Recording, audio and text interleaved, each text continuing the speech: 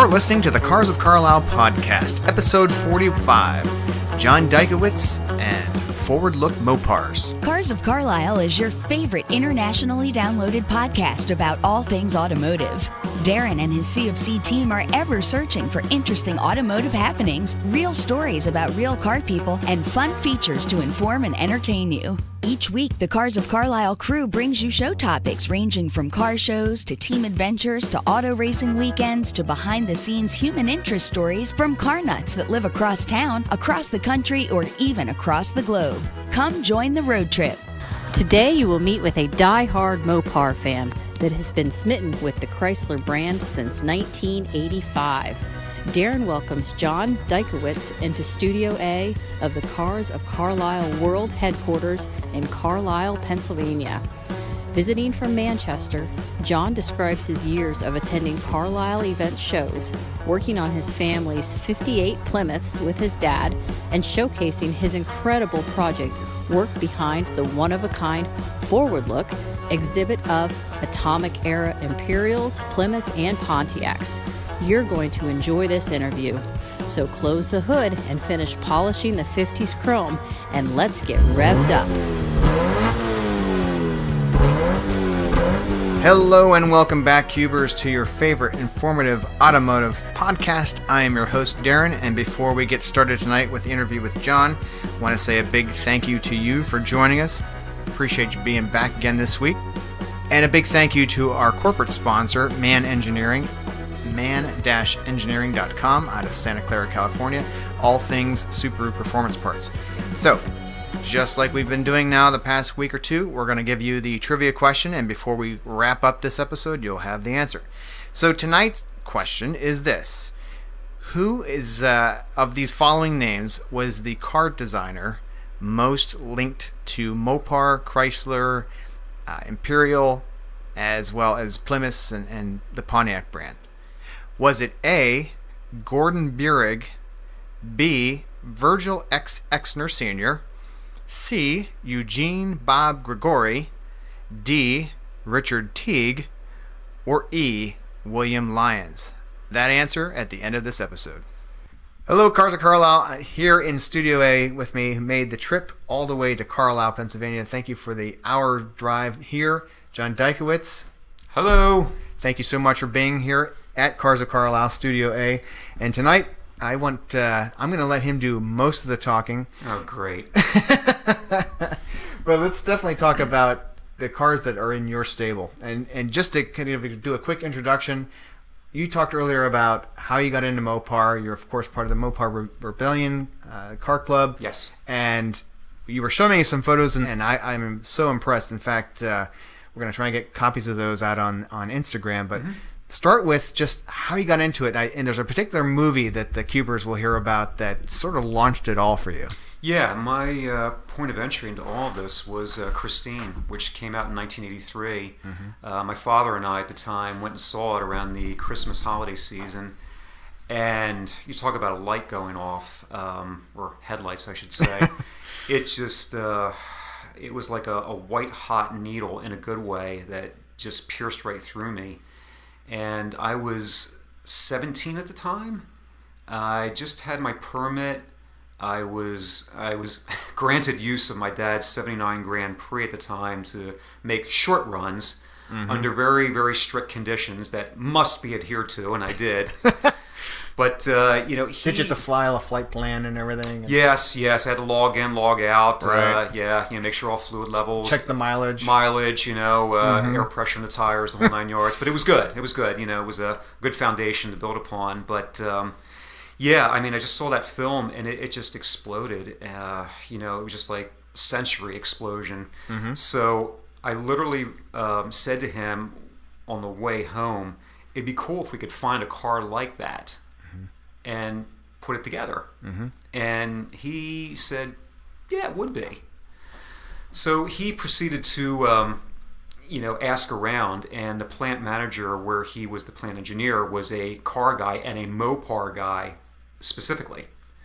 So he said, yeah, I'll keep my eye out. I know what you're talking about. I don't think I've seen anything like that. Well, about 4 months later, he spotted one between Richmond and Petersburg, Virginia, where I was living at the time. And it was a 58 Plymouth Belvedere 4-door sedan sitting in the back of this modular mobile home lot, pointed out. So when you turned into the lot at nighttime, that's when we made our first visit, the headlights from the 79 just gleamed right across in that grill, and it was like, whoa. It grabbed you. Yeah, it's like, yeah, this is cool.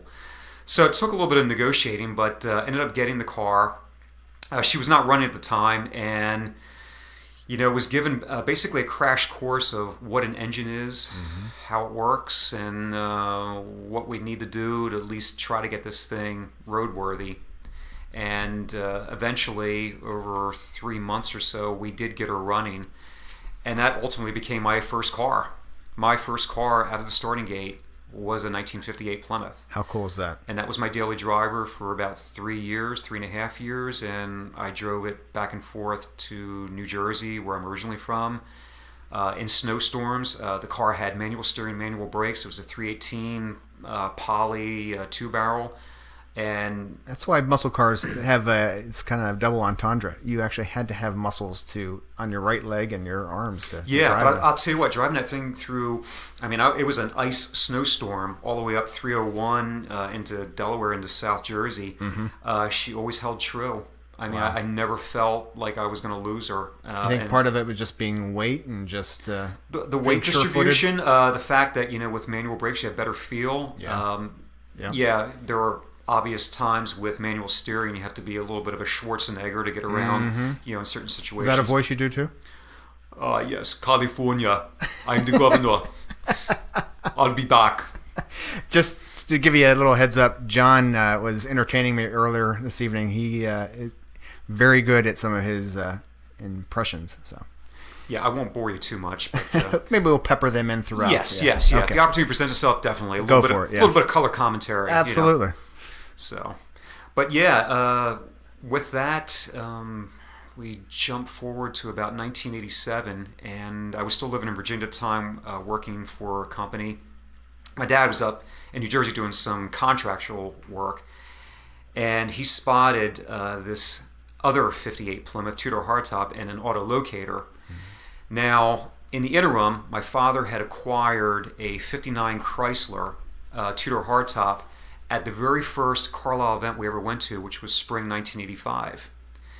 And this car, all original, interior, paint, everything, was sitting there even on Sunday.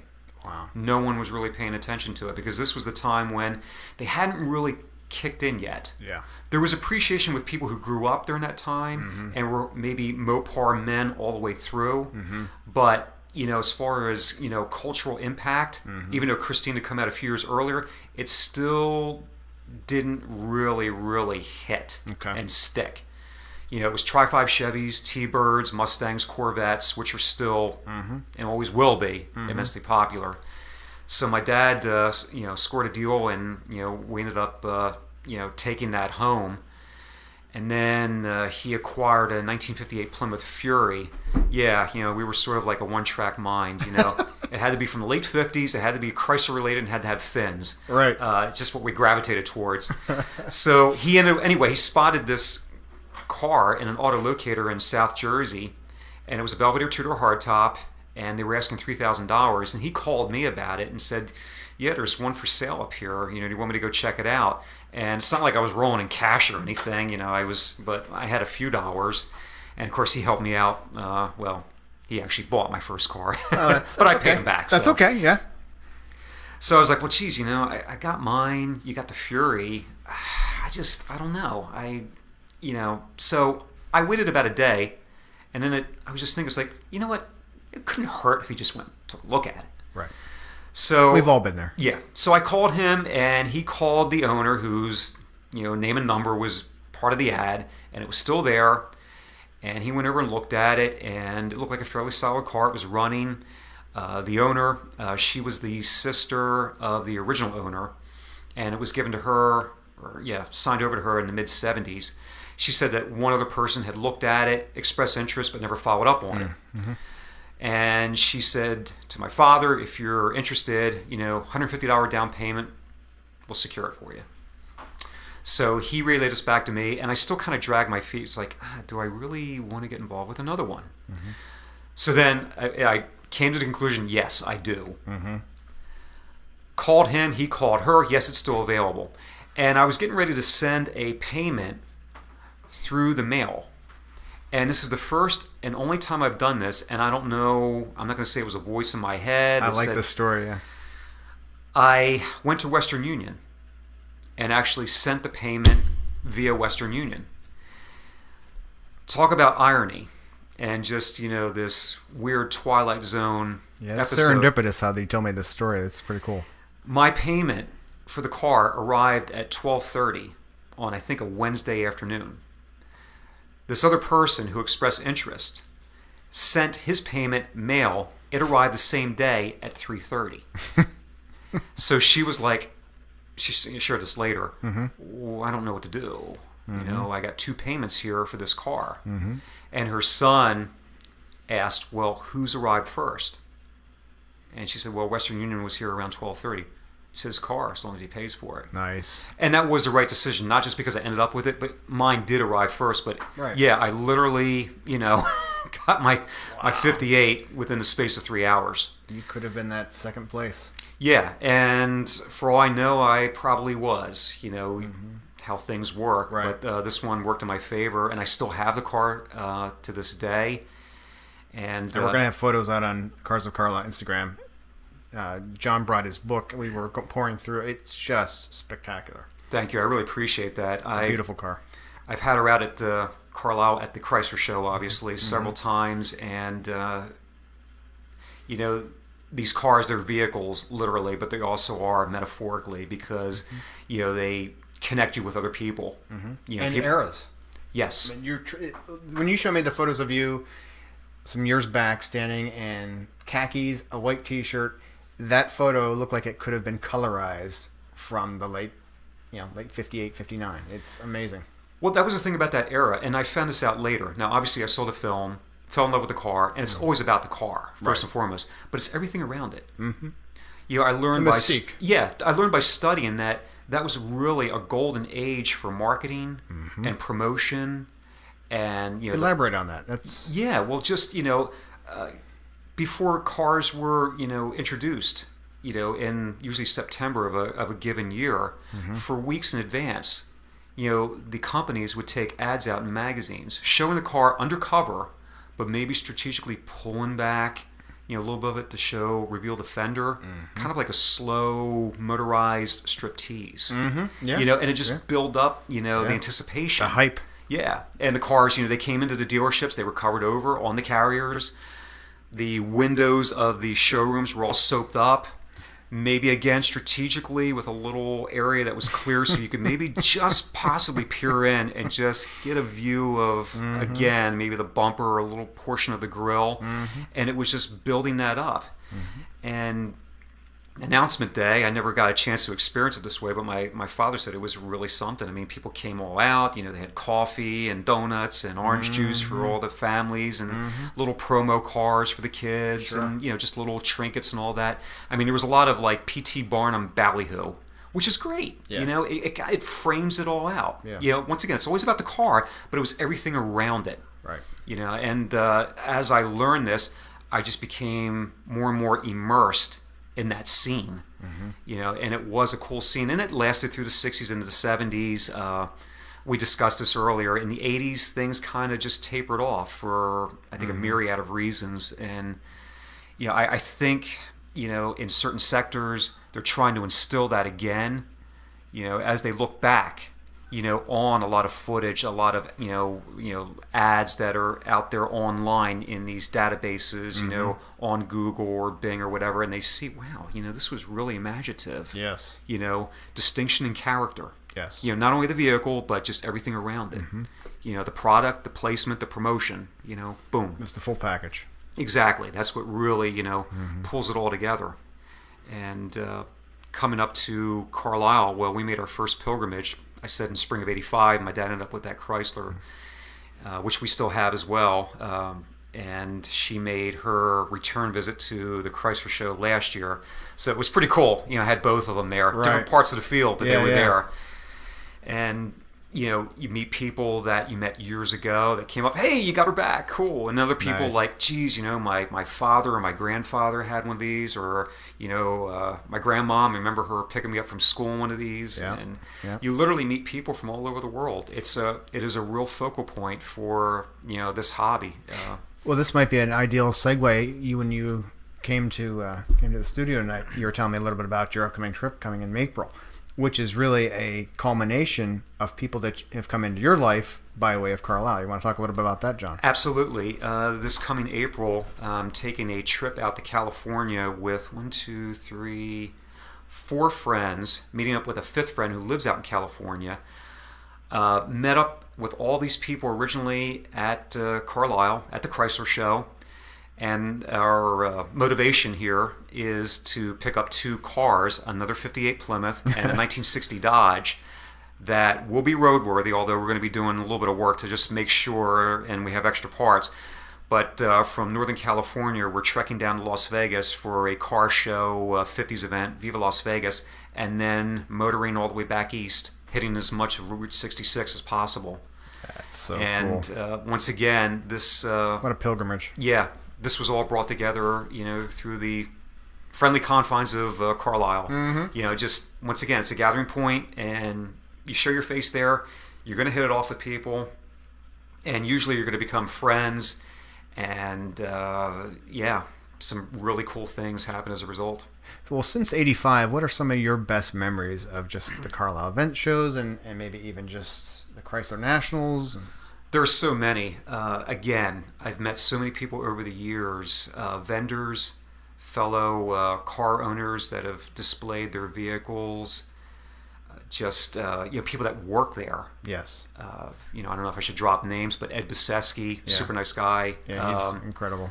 Mike Garland, fantastic. Talk about a guy who's just on top of everything, and is, these guys are never neutral. Well, They're always... Mike is a big shout out to him, because every Tuesday night by midnight, whenever I launch and propagate this out to iTunes, I send him a link, and he uploads Cars of Carlisle podcast to the Carlisle Events website. So, as a media affiliate, he makes sure that my link is out there every single week. So he's on top of everything. It's amazing how many all hours of the day, too. Yeah, he wears many hats, and he wears them well. He does.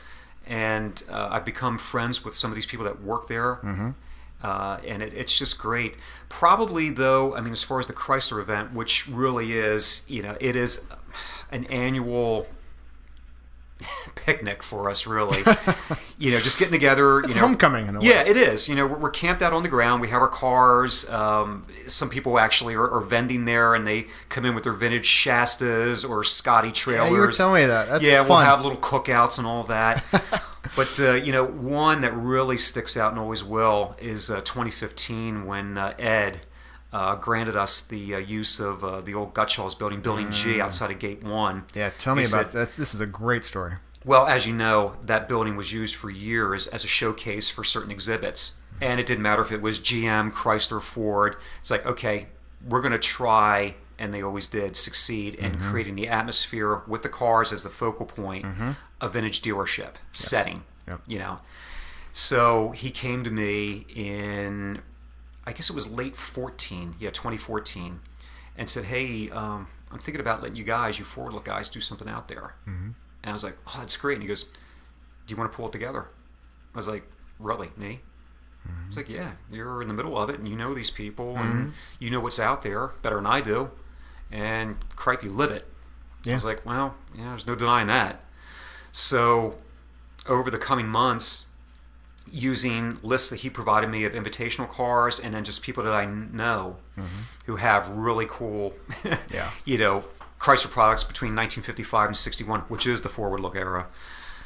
We put together just a fantastic cross section, and then Jeff and Jessica, who are making the trip out to California, who live up in New York, and myself, we have a decent sized collection of memorabilia, showroom memorabilia, banners and things, and we really, dressed the place up and made it look as close as possible to stepping into a Chrysler, Plymouth, Dodge, DeSoto Imperial dealership circa 1955 to 61. So cool. I even went as far as I brought in my portable record player and spun tunes from the era. A lot of flamingos, Chuck Berry, Elvis, of course, and Eddie Cochran. Yeah. Very cool. So just to kind of set the mood. And it was fantastic. The place was busy all 3 days. That it was, well, actually 4 days, because even though Thursday's not technically the first day, so many people are already in place. They're out there just absorbing everything. Yeah. It's the one time I can say, because I love going through the flea market. I love it. I just love hitting the swap area.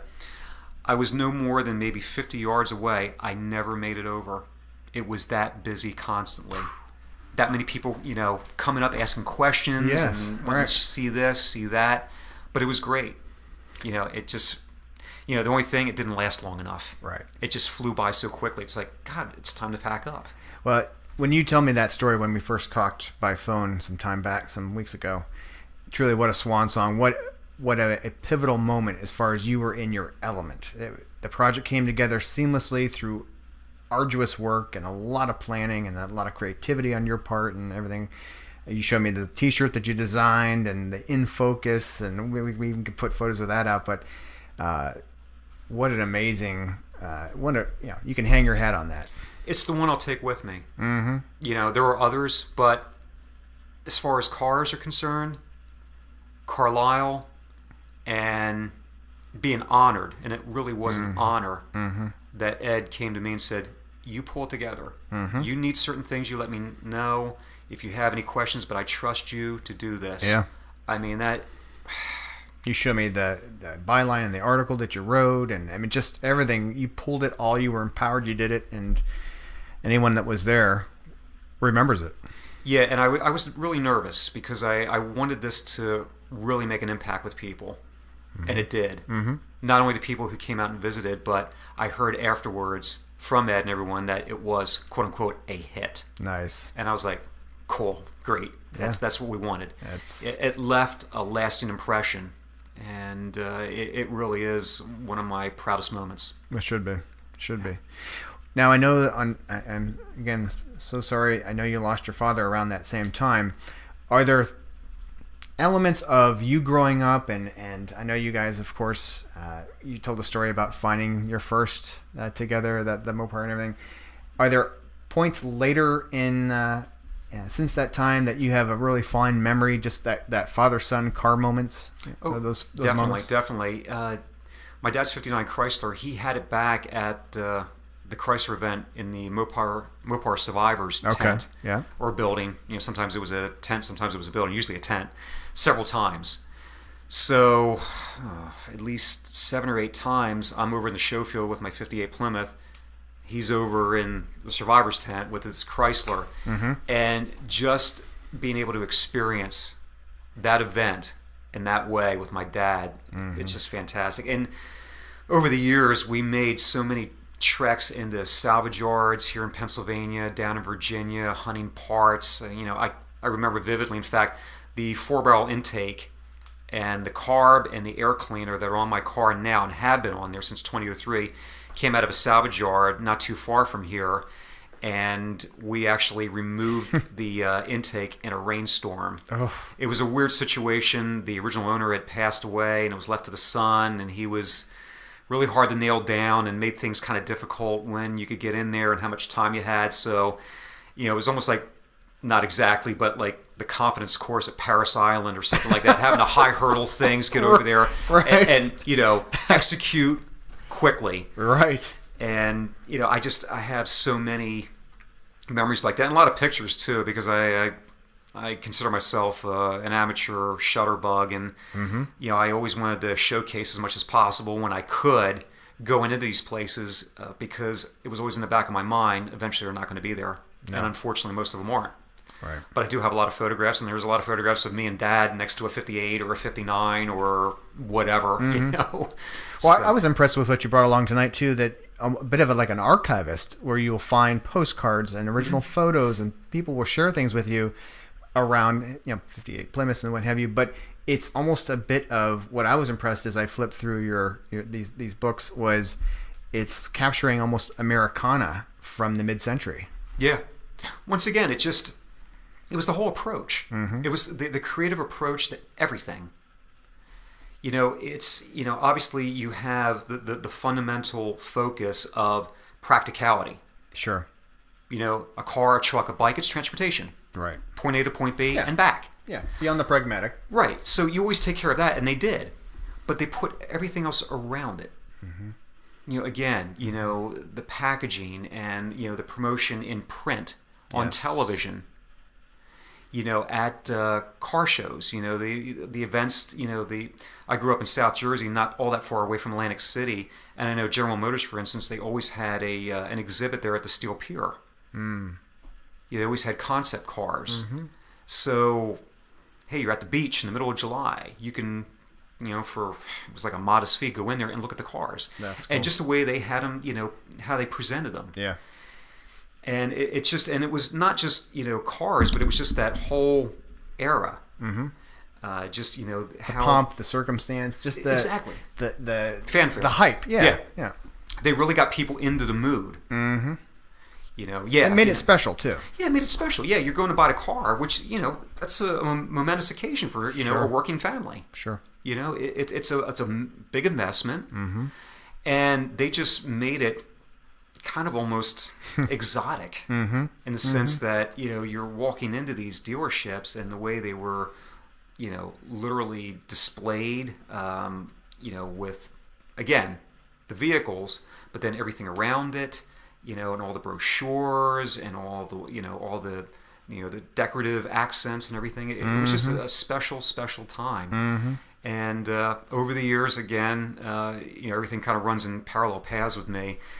Going to Carlisle and such, I always, tried to collect as much as I could for these cars in the way of, brochures and promotional giveaways. And, they always, even if you walked away without a car, right, you always left with something. Right. Hey, thank you for coming in. Thank you for taking a test drive. Here's a little something for you and for Billy. Hey, here's a little model or something. Right. And that's cool. It's memorable. It's memorable. And when I have my car out and about, could be in a parking lot somewhere, I'm just doing some shopping, although I always make a point of where I park. I'm not that, paranoid, but still, you got to take some precautions. People will come up on occasion, and it's great. Hey, we had one of these at one time, or my dad had one. And they remember vividly, just, possibly being with them when they purchased it, trips they took. Yes. I always ask them about photographs. I love acquiring copies of photographs if they had one of the family or dad with the car back in the day. Sure. And that binder's filled with them, and it's just there's an immediate connection. I'm hoping to acquire something soon from this man who happened to be at a show that I attended in October. Once again, I had my Plymouth parked there, and he came up. He was a retired police officer, and he said, I bought one of these new. I was like, really? And, of course, I get into the specifics. A Belvedere goes, no, I had a Savoy, two-door hardtop. Okay. It's like, wow, 350 Golden Commando engine. Great engine. The power plant goes, yeah, yep. 3-speed on the column. You're kidding me. He remembers vividly all the options. But because these cars, the 727 torque flight, 3-speed automatic, that was really the transmission to have. Rare do you, encounter someone that had one that was manual with the big power plant. In fact, I only know of one other, and that's a buddy of mine who lives in South Jersey. Hey, Jim, how you doing? It's just really cool when you have those encounters, and it's like you can see it on their face as they're looking at your car. They're flashing back immediately and with vivid detail when they had theirs, and they can tell you specifically about it. Right. People really get a kick out of the push-button transmission, with the automatic. And I don't know how many times I've been within earshot. I see people leaning in, looking at it, and I've heard this on more than one occasion. This is I learned how to drive on this. Nice. And then something to the effect, you just push the button. If you can't learn how to operate that, you have no chance. Right. But yeah, PDR, it's pretty straightforward. Exactly. Immediate connection, and some of these people in turn I've become friends with, and when I know there's an upcoming event, I'll let them know. They'll hopefully come out. That's the one thing about living in Pennsylvania. There are so many events that are going on. Yeah, we are very fortunate with that. Saturated. Yeah, saturated. Very, very blessed. Yeah, in this particular year, we have 3 large Chrysler events happening in quick succession. We have the Chrysler event, obviously, in mid-July. The very following weekend in Lidditz, the National Chrysler Products Club are having their national event. And then 2 weeks later at Macungie, Das Ochsfest, they're focusing on Chrysler.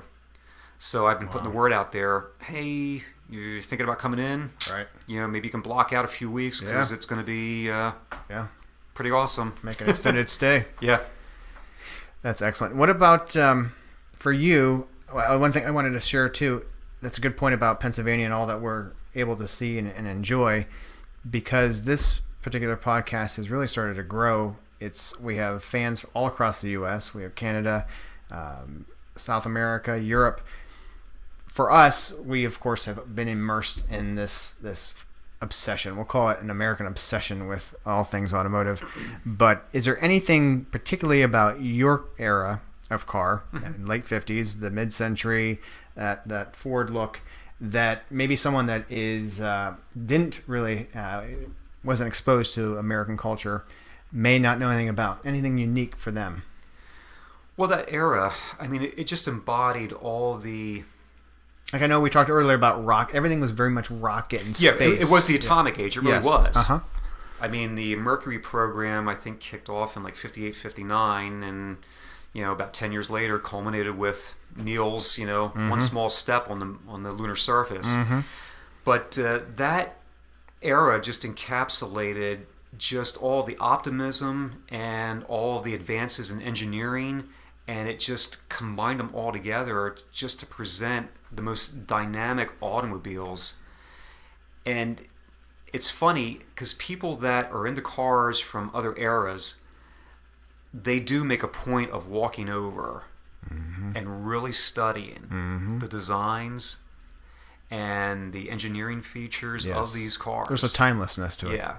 Because the muscle era, which I love, which I guess technically started in the mid-60s and went through the early 70s, well, it started in the 50s. And with Chrysler, that's when, Mopar first flexed its muscle, with the Fury, with the D500 package, with the Dodge, the Soto Adventure, the Chrysler 300, they all started during that time period. So, it really was the springboard for everything that came later. And I just think during that 6-year span, 55 to 61, they dialed it in perfectly. They really did. Yeah. They really did. And a lot of people... And I think we talked earlier, it's not just Mopar products, too. No, it was all It was the age of the fin, essentially. Yeah. The fin, was the prominent feature on most, but not all of them. But it was just, this reach to create something distinctively different from the competition.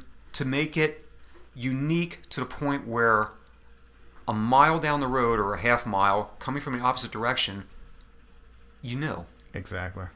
You maybe had to get a little closer. Sure. But very distinct. Yes. Very. And that just permeated the whole industry. And that's what made it so cool and unique, is that it was almost like the designers had carte blanche. Yeah. Good point. Just take care of all the practicality that, it is transportation. And we're not going to say necessarily that whatever you draft will be accepted and approved. Yeah. But feel as though it will. Blow away the box. Yeah. There is no box. Yeah. And interestingly enough, none of the vehicles from that era look like a box. Yeah, not a one. No. Not a one. Well, you and I have had some great conversations leading up to this, us being able to have this conversation here in the studio in Carlisle. And part of those conversations, some of the great people you've met. And people very unassuming. And I think that came up with our mutual thought of really amazing about our hobby in the sense that it doesn't matter what you do for a living or where you come from or what country you're from or any of it. It's you love a vehicle That's it. And you can strike up a conversation.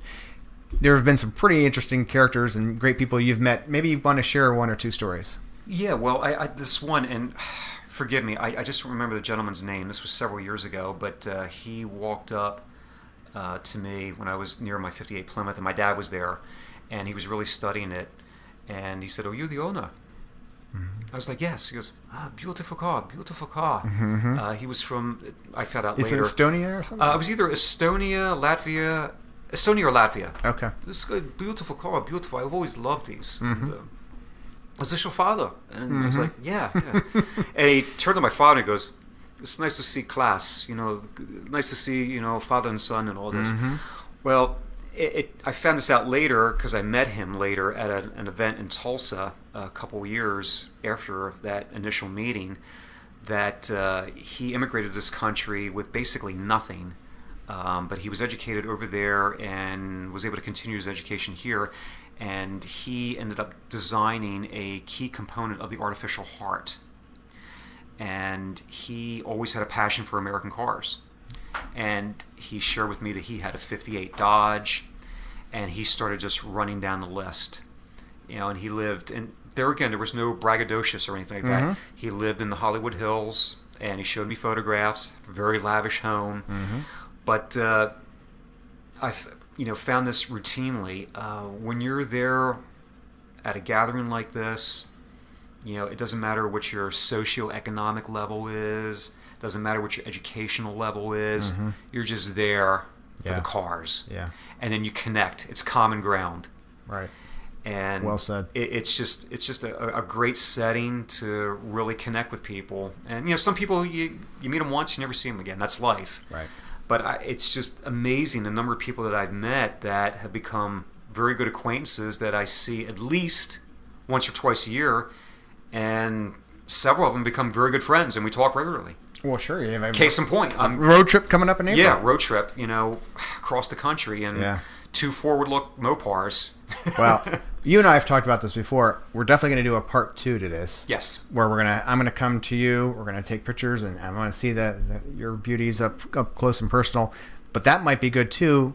It'll be springtime. We'll hear about the trip, and I'm sure there's going to be a plethora of stories to share from that. So how could there not be? Yeah, and I'm taking my camera, and I'm going to chronicle as much of it as possible, and then some. From all angles. This is something I've been wanting to do. Unfortunately, I won't have my car out there, but that's okay. I'm with, really good friends, and still have, the forward look vehicle, taking us cross country. So it's going to be really cool. It's going to be really cool. Virgil Exner lives, and through us, Virgil was the design master of these vehicles for Chrysler, and through us, his creations, him and his engineering team, design team, continue on. And, we're going to log some miles here coming up in April. That is awesome. Well, I really appreciate you coming up, making this trip. Is there anything that you would want else to add to this interview, opening part 1? Well, as far as, Carlisle is concerned, and I mean, it's been the epicenter of so many things in my motoring life, literally. It continues to grow. Yes. Its reach is greater than it's ever been. Every year, it just seems to be larger, more people from more areas of the world. Yes, very much so. And, those who have been here are eager to get back, and those who have never been, if in some manner you can, you will not be disappointed. You will not be disappointed. You will leave with... It's a spectacle. Yeah. Yeah, when you leave the event, you will leave with much more than what you came with. Oh, precisely. I mean that. I mean on every level. Yeah. You're going to pick up physical items. Right. You're going to make contacts, and, relationships are going to develop, and whatever it is that you're working on or whatever it is you're thinking of maybe getting involved with, there's going to be a support team there. Yes, exactly. Just with the first visit. And I speak from firsthand experience. Yeah. Amazing memories for all of us. Yes. And that's what I love, meeting new people and you sharing your stories. There is something that you come away with every single time. Even every day that you're there. If you're there for the 3 to 4 day weekend, there's so much that just resonates with everyone. The great dynamic is there are certain constants in the sense you know what to expect. It's going to be at a certain level. Certain people in certain positions that make that happen. Ed, Mike, just to name a couple. That's right. The people that you become friends with that come back because it is an annual gathering. But with that, no two are exactly the same. That's true. That's true. Ever. I can just say our little sector on the infield where we have our forward look vehicles, and I have the photographic evidence. No two lineups look exactly the same. Right. There are some people that came in once and I never saw them again. Some that are regulars once again. But there's always a different mix. So the consistency attracts you, and the fact that it's going to be different attracts you. So it hits on both ends of the spectrum and meets in the middle. It's the perfect balance. Well, to leave with a little bit of fun, because we do like to have fun with this podcast, are there any voices that you want to close out our interview part 1 with? Well, I don't know if anyone happens to like the Beatles, but, I never actually made it to Carlisle, but you might have seen my psychedelic Bentley one time or two. Possibly, I think it came off auction. I don't know. I think possibly Ringo grabbed it at one point. Oh, I don't know. I didn't grab it at all. I got my own goals. I don't need your thing. Maybe it was Paul. He likes that thing. I don't know. Well, that was a funny bit. I don't know. No, it's not. No, I don't think so. I didn't know. I like limos. Well, thank you. That was Fab 4. Can't leave out George. Yes, John was very precise in what he says, but I had no hands on the wheel at all.